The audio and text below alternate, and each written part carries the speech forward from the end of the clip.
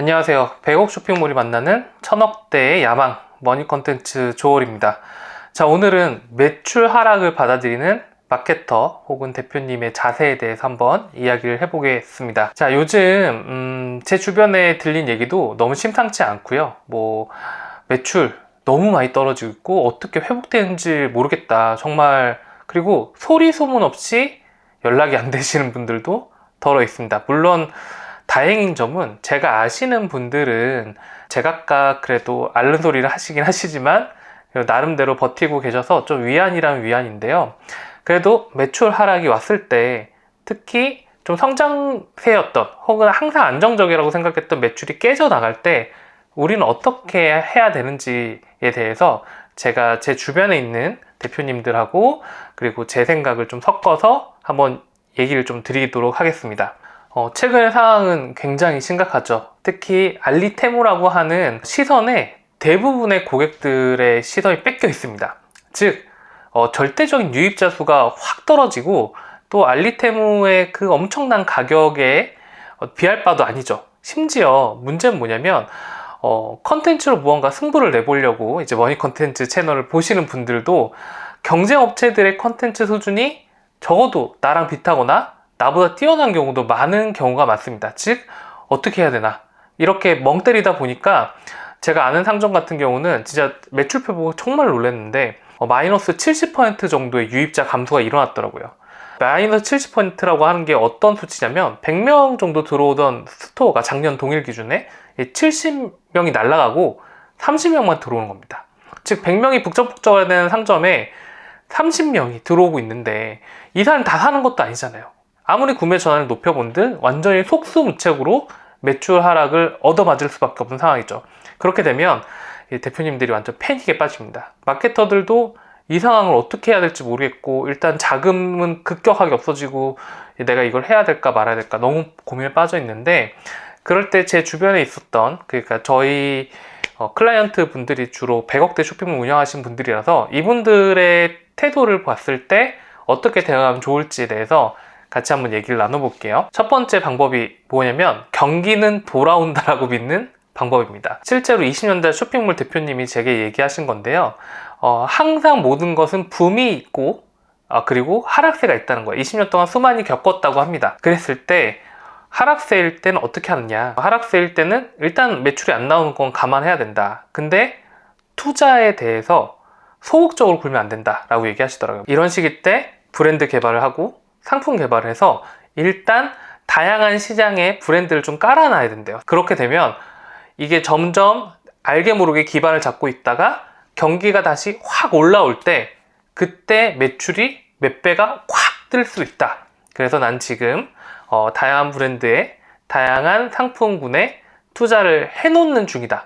근데 이게 그렇게 큰 비용이 들지 않는다라고 생각을 한다고 합니다. 왜냐면 불필요한 인원을 좀 줄이고 이제 브랜드에 좀 투자를 해놔가지고 심어 놓는 거기 때문에 실질적으로는 원래 하고 있었던 일들을 약간 전환한 형태라고 보면 되는데 보통 이런 시기 때 다른 쇼핑몰들과 다른 커머스들은 있던 것도 철수하고 있는 것도 다 일단 재고를 뿌려내서 덤핑 처리하기 바쁘다는 거예요. 그렇게 되면 나중에 경기가 다시 돌아올 때쯤이면 기반을 잡아놓은 브랜드들의 우리 브랜드들에게 그들이 대응할 수 있는 현금이나 체력이 전혀 없기 때문에 크게 치고 나갈 수 있다. 이렇게 얘기하시는 분도 있습니다. 첫 번째는 경기는 돌아온다 편. 두 번째는 튀지 않으면 죽는다입니다.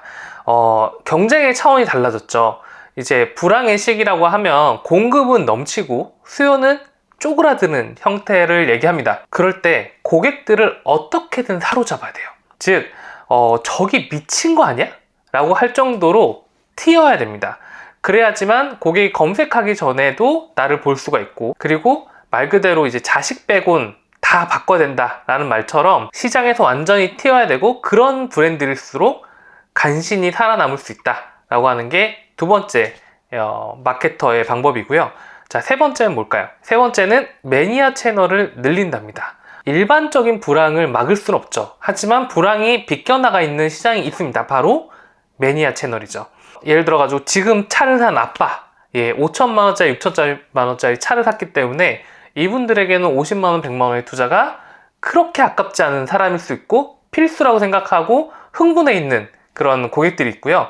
지금 아이를 낳은 사랑스러운 엄마, 혹은 결혼을 앞둔 부부와 같은 이제 전문적으로 특수한 상황에 이걸 안 쓰면 안 되겠다, 혹은 이거에 대해서는 이렇게 투자해야지, 내가 이 정도 쓸 돈인데 이 정도면 굉장히 합리적인 가격이지 않을까? 라고 생각할 수 있는, 소위 말해서 매니아 채널들을 적극적으로 공략을 해야 되고요.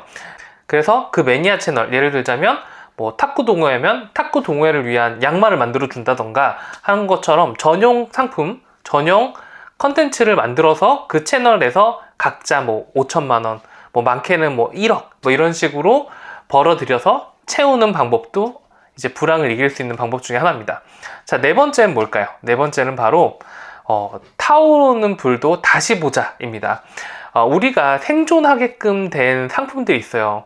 이 제품만은 상품 경쟁력도 뛰어나고 후기도 많고, 이제 누가 봐도 경쟁력도 나쁘지 않은 것 같아 라는 제품을 다시 봐야 됩니다. 왜냐? 이제 불황의 시기다 보니까 모든 하이에나 같은 경쟁자들이 쳐다보기 시작해요. 도대체 어디가 잘 팔리고 있는 거지? 마치 하이에나처럼 저기 잘 된다고 조그만 틈도 비집고 들어와서 시장의 깃발을 두드려고 하고, 혹은 상상도 못한 컨텐츠를 쏟아부음으로 인해서 시장에 강력한 존재가 되기도 합니다.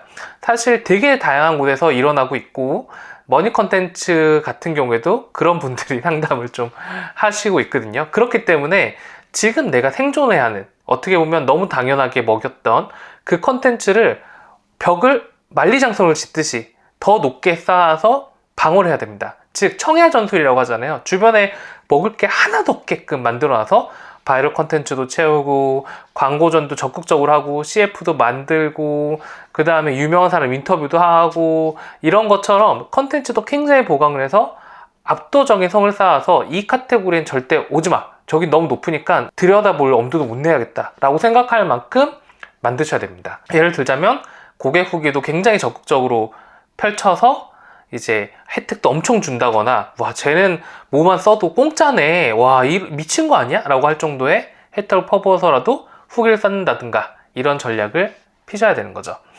자, 그리고 다섯 번째는 뭘까요? 바로 핵심 타겟을 노린답니다. 그리고 큰 시장은 피한다.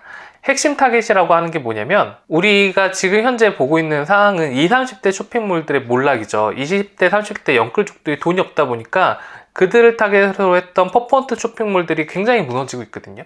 이럴 때일수록 우리 쇼핑몰의 고객에 대해서 아주 냉철하고 집중적으로 보셔야 됩니다. 무슨 얘기냐면, 우리 쇼핑몰 고객이 어떤 특성이 있고, 어떤 연령대고, 어떠한 취미가 있고, 어떤 가족 구성을 가지고 있으며, 그리고 어떤 사람을 존경하고 어떤 사람을 싫어하는지까지 면밀하게 보시고, 그들 위한 취향 저격 컨텐츠, 혹은 그들 위한 전용 상품, 그들 위한 전용 사은품 같은 걸 마련해 놔야지만 우리 고객이 그래, 여기만큼은 내가 잡고 간다, 여기만큼은 내가 기억해 놓는 쇼핑몰이 될 거야 라고 해서 살아남을 수가 있습니다. 자, 그리고 큰 시장은 피해야 돼요. 우리가 가장 실수하는 게 뭐냐면, 내 고객들이 없어지고 있다고 해서 저기는 고객들이 아직도 많은 것 같으니까 저 시장을 한번 가볼까? 와, 쿠팡이 엄청난데 그 시장 한번 가볼까? 해가지고 딱 끼어들잖아요. 그 순간 무슨 일이 벌어질까요? 거긴 이미 핵폭탄이 터진 지옥입니다. 즉 아이비 규환이고, 저가격에 저 컨텐츠에 이런 혜택이 말도 안 돼 라는, 이제 말도 안 되는 경쟁에 휘말려 가지고 본진까지 소홀해질 수 있는 상황이 되는 거죠. 그래서 그런 큰 시장은 피하고, 날 먹여 살려줬던 핵심 타겟을 더 집중적으로, 혹은 그들의 타겟들이 서로에게 입소문 낼 수 있을 만큼의, 와 여긴 날 위한 쇼핑몰이고 날 위한 컨텐츠야, 머리 안 빠지는 사람은 우리 제품을 보지도 마세요, 뭐 이런 식으로 얘기하는 빚을 만든다던가, 카테고리에 정말 딱 맞는 고객들 아예 쳐낼 수 있는 그런 디마케팅을 하는 것도 살아남을 수 있는 방법 중에 하나입니다.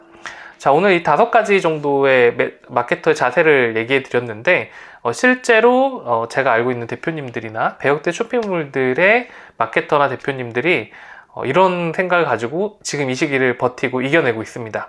그러니까 여러분도, 이 영상을 보신 여러분도 조금 더 힘내시고, 각자의 방법, 지금은 멍 때리다 보면 어느 순간 이제 그런 거 있잖아요. 서울에 가면은 눈 뜨고 있는데 코 베인다. 정말 옛날 말이긴 한데요.